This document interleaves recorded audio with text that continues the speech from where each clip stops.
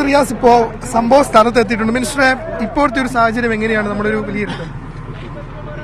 ഒന്ന്, ഞങ്ങളെല്ലാവരും ഇവിടെയുണ്ട്. നിങ്ങളിപ്പോ സംഭവ സ്ഥലത്ത് എത്തിയിട്ടുണ്ട് പറഞ്ഞ ഇവിടെയുണ്ട്. ഇന്നലെ മുതലേ ഞങ്ങളെല്ലാവരും ഉണ്ട്. അതില് എല്ലാവരും ഉണ്ട്. സർക്കാർ സംവിധാനങ്ങൾക്ക് പുറമെ ഇവിടുത്തെ നാട്ടിലെ ജനങ്ങളുണ്ട്, തൊട്ടടുത്ത ജില്ലകളിൽ നിന്നുള്ളവരുണ്ട്. എല്ലാവരും ഒരു ടീമായിട്ടാണ് ഇടപെടുന്നത്. എല്ലാ കാര്യങ്ങളും ഓരോ മണിക്കൂറിൽ എന്ത് ചെയ്യണമെന്ന് കൃത്യമായി ഇൻഡിവിജ്വൽ റെസ്പോൺസിബിലിറ്റി ഉണ്ട്. ഓരോ ഫോഴ്സിന്റെയും ചുമതല എന്ത് എന്ന് മുഖ്യമന്ത്രി തന്നെ മുൻകൈയെടുത്ത യോഗത്തിൽ നിശ്ചയിച്ചിട്ടുണ്ട്. എല്ലാവരും ഒന്നിക്കുകയാണ്.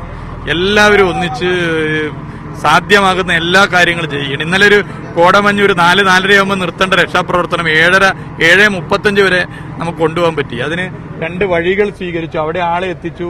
കാഷ്വാലിറ്റി കൂടുതലുള്ള ആളുകൾ ഇതിലേക്ക് കൊണ്ടുവന്നു. മറ്റുള്ളവരെ നമ്മൾ ഒരു പാലം ഉണ്ടാക്കി അതിലേക്ക് കൊണ്ടുവന്നു. ഇന്ന് ആളുകൾ ജീവനോടെയുള്ളവർ ഉണ്ടെങ്കിൽ അവരെ എത്തിക്കാനും അതുപോലെ തന്നെ മറ്റുള്ളവർ നഷ്ടപ്പെട്ടത് നോക്കണം. അതുപോലെ ക്യാമ്പ്, ആശുപത്രിയിലെ പ്രശ്നം, ആളുകൾ ഒരുപാട് പരിക്കേറ്റവരുണ്ട്. കൈയൊടിഞ്ഞവർ, കാലൊടിഞ്ഞവർ, തല പൊട്ടിയവർ. പക്ഷെ അവർക്ക് അതിലൊന്നും വേദനയില്ല. പക്ഷെ അവരുടെ കൂടെ അത്താഴം കഴിച്ച കൂടപ്പറപ്പുകൾ നഷ്ടപ്പെട്ടതിന്റെ മാനസിക പ്രയാസമുണ്ട്. അവർക്ക് കൗൺസിലിംഗ് ഉൾപ്പെടെ നൽകണം. വല്ലാത്ത പ്രയാസമാണ്. 2 മുറിയിൽ കിടന്നതിൽ ഒരു മുറിയിലുള്ളവർ തകർന്ന് മരണപ്പെടുന്നു, മറ്റുള്ളവർ രക്ഷപ്പെടുന്നു. ഒരു കുട്ടി സ്ഥിരമായി കിടക്കുന്ന മുറിയിൽ അന്ന് കിടക്കാതെ പുറത്ത് കിടന്നത് വേറൊരു മുറിയിലേക്ക് മാറിക്കിടന്നപ്പോൾ ആ കുട്ടി രക്ഷപ്പെട്ടു. പിന്നെ അതുപോലെ നിരവധി സംഭവങ്ങൾ. ചിലർ ആദ്യത്തെ പൊട്ടലിൽ ചെറിയ ഒഴുക്കിൽപ്പെട്ട് രക്ഷപ്പെട്ടവരുണ്ട്. അങ്ങനെയുള്ള കുറെ സംഭവങ്ങളുണ്ട്. ഒരു വീട്ടിൽ 9 പേർ നഷ്ടപ്പെട്ട ഒരാളെ നമ്മൾ കണ്ടു. അവരൊക്കെ മാനസികമായി തകർന്നിരിക്കുകയാണ്. അപ്പൊ അവർക്ക് അത്തരം കാര്യങ്ങൾ, അപ്പൊ ആശുപത്രിയിലും ക്യാമ്പിലും ഇത്തരം സംവിധാനങ്ങൾ ഒരുക്കണം. അങ്ങനെ ഒരുക്കി, എല്ലാ സംവിധാനങ്ങളും ഒരുക്കി, ഒരു നിമിഷം പോലും നഷ്ടപ്പെടാതെ എല്ലാവരും യോജിച്ചു നിന്ന് ഫോഴ്സസിന്റെ റെസ്പോൺസിബിലിറ്റി, ഓർഗനൈസേഷൻസിന്റെ റെസ്പോൺസിബിലിറ്റി, വ്യക്തികളുടെ റെസ്പോൺസിബിലിറ്റി, ഇതൊക്കെ ഇൻഡിവിജ്വൽ റെസ്പോൺസിബിലിറ്റികൾ ഉൾപ്പെടെ വേർതിരിച്ച് എല്ലാവരും എന്ത് ചെയ്യണം എന്നുള്ള നിലയിൽ ഇടപെട്ടുകൊണ്ടിരിക്കും. ഈ മേഖലയില് പിന്നെ വാഹനങ്ങൾക്കൊന്നും പോകാൻ കഴിയാത്തൊരു സാഹചര്യം ഉണ്ടല്ലോ.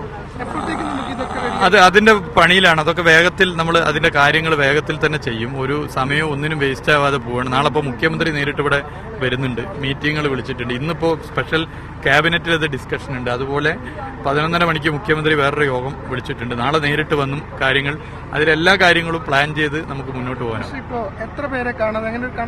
അല്ല, കണക്ക് നമ്മൾ എടുത്തുകൊണ്ടിരിക്കുക. പക്ഷെ കണക്കിനേക്കാൾ അപ്പുറത്തേക്ക് ഇപ്പൊ നമ്മുടെ മുമ്പിൽ ഫോക്കസ് ചെയ്യേണ്ടത്, ഒരാൾ പോലും ജീവനുള്ളവർ അവിടെ കിടക്കാൻ പാടില്ല. എല്ലാവരും മാക്സിമം കൊണ്ടുപോയി. ഇന്നലെ അതിന്റെ മാക്സിമം ശ്രമമാണ് നടത്തിയത്. ഇന്നും അതേ നിലയിൽ തന്നെ. ഇന്നിപ്പോ അത്രത്തോളം ഇന്നലത്തെ അത്ര ഒരു ക്രൈസിസ് ഇല്ല. ഇന്നലെ അതിലായിരുന്നു നമ്മൾ ആകെ പ്രയാസം. ഒരു 5 മണിക്കേറ്റോ രക്ഷാപ്രവർത്തനം നിർത്തേണ്ടി വന്നാൽ എന്താകും എന്നുള്ള പ്രയാസമായിരുന്നു. അത് ഒഴിവാക്കാൻ പറ്റി. ഇന്നിപ്പോ പ്രധാനമായിട്ടും നമ്മൾ ശ്രദ്ധിച്ച് ചെയ്യേണ്ട കാര്യങ്ങൾ, ഒന്ന്, ആരെങ്കിലും അങ്ങനെ ആളുകൾ ഉണ്ടെങ്കിൽ അവരെ എത്തിക്കുക. മറ്റേത്, നമ്മൾ നഷ്ടപ്പെട്ടു എന്ന് കരുതുന്ന മൃതദേഹങ്ങൾ ഉണ്ടെങ്കിൽ അത് കൊണ്ടുവരിക. അതിന്റെ ശ്രമത്തിലാണ്.